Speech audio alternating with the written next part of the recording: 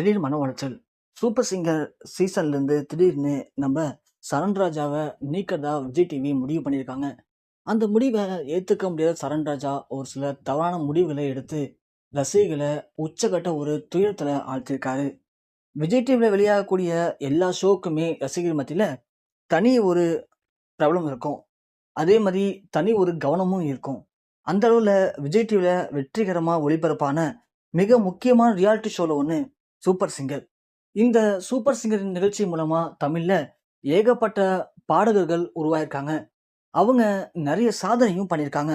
அந்த வகையில இப்போ இந்த சூப்பர் சிங்கர் நிகழ்ச்சி கிட்டத்தட்ட 10 சீசனை முடிச்சு 11வது சீசனும் இப்போ தற்போது வெற்றிகரமா நடந்து வந்துட்டு இருக்கு. இதுல ஏகப்பட்ட போட்டியாளர்கள் கலந்துக்கிட்டு அவங்களுடைய தனி திறமைகளை நிரூபிச்சுட்டும் இருக்காங்க. அப்படி இந்த சீசன் 11ல நடுவர்களா உன்னிகிருஷ்ணன், அனுராதா ஸ்ரீராம், மிஸ்கின், தமன்னு நிறைய பேர் நடுவர்களாக கலந்துருக்காங்க. அப்படி கலந்துக்கிட்ட நடுவர்களும் அங்கே போட்டியிடக்கூடிய போட்டியாளர்களை ஒவ்வொரு ஆளையும் தனத்தான டீம்னு சொல்லி ஒரு டீமாக பிரிச்சும் வச்சுருக்காங்க.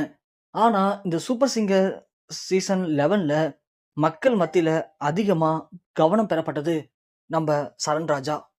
சரண்ராஜாவை தான் இப்போது மிஸ்கின் அவருடைய டீம்லேயும் வச்சுருக்காரு.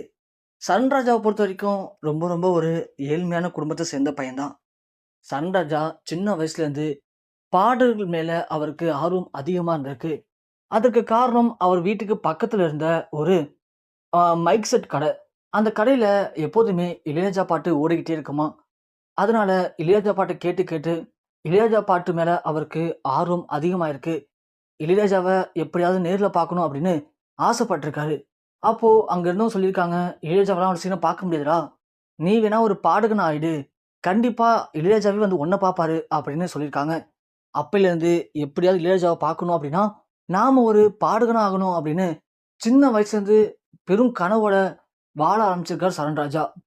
அதற்காக இளையராஜா பாடல்களை அப்பப்போ வீட்டில் பாடி பாடி ஸ்கூலில் பாடுறது, காலேஜில் பாடுறது, தனக்கு பிடிச்ச நிகழ்ச்சியில் பாடுறதுன்னு எல்லா இடங்களையும் இளையராஜா பாடல்களை பாட ஆரம்பிச்சிருக்காரு. அப்படிதான் அவருக்கு இந்த சூப்பர் சிங்கர் சீசன் 11ல் பாடக்கூடிய வாய்ப்பு கிடைச்சது. அப்படி கிடைச்ச வாய்ப்பை சரண்ராஜா பயன்படுத்திக்கிட்டாரு. அதில் கலந்துக்கிட்ட அன்னிலேருந்து இன்னிய வரைக்கும் எல்லா நிகழ்ச்சியிலுமே எல்லா வாரமும் இளையராஜா பாட்டை மட்டுமே பாடுவேன் அப்படின்னு சூப்பர் சிங்கரில் எந்த மாதிரியான ஒரு நிகழ்ச்சி கொடுத்தாலும், அதாவது ஒவ்வொரு வாரமும் ஒவ்வொரு மாதிரியான கண்டென்ட். ஸோ ஒரு வாரம் அம்மா, ஒரு வாரம் பக்தி அப்படின்னு எது கொடுத்தாலும் அதில் இளையராஜா எந்த பாடலை பாடினாரோ அதே மாதிரி பாடலை பாடி மக்கள் மத்தியில் தனக்கென ஒரு கவனத்தை ஈர்த்திருக்கார் சரண்ராஜா. அதுவும் ஒவ்வொரு வாரமும் சரண்ராஜா என்ன பாட்டு பாட போறாரு அப்படின்னு மக்களுக்கு எதிர்பார்ப்பு அதிகமாக இருந்துச்சு. அப்படி பாடக்கூடிய பாடல்களை மக்களை கண் கலங்க வைக்க அளவுக்கு அப்படியே ஒரிஜினலாக அந்த டைமில் இளையராஜா அப்படி ஒரு மெல்லிசையோட பாடினாரோ அதே ராகத்தோட அதே சுதியோட அப்படியே இளையராஜா பாடின மாதிரி ஒரு ஃபீலை நமக்கு சரண்ராஜா கொடுத்துட்டும் இருக்காரு. அந்த வகையில் இப்போ சீசன் ஃபைனலை நெருங்கிக்கிட்டு இருக்கு.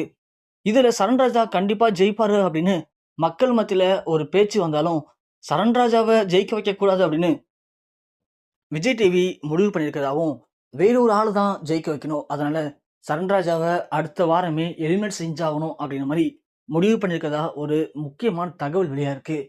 இது சரண்ராஜாவுக்கு பெரிய மன உளைச்சலை உண்டாக்கியிருக்கு. இதனால சரண்ராஜா பயங்கரமாக டென்ஷன் இருக்காரு, கோவப்பட்டிருக்காரு, விஜய் டிவியில் போய் சண்டையும் போட்டிருக்காரு. ஸோ உனக்கு வாய்ப்பு கொடுத்ததே பெரிய விஷயம். நீ இப்போ மக்களால் நல்லாவே பிரபலமாயிட்ட. அதனால உனக்கான வாய்ப்பு கண்டிப்பாக உனக்கு தேடி வரும். ஆனால் இந்த டைட்டில் நீ ஆக முடியாது அப்படின்னு விஜய் டிவியில் சில பேர் ரொம்ப ஓப்பனாக பேசியிருக்காங்க. அதில் மனசுடைஞ்சு போன சரண்ராஜா ஒரு சில தவறான முடிவுகளை எடுத்திருக்காரு. இது ரசிகர்களுக்கு மீளாத துயரத்தை இப்போ ஏற்படுத்தியிருக்கு.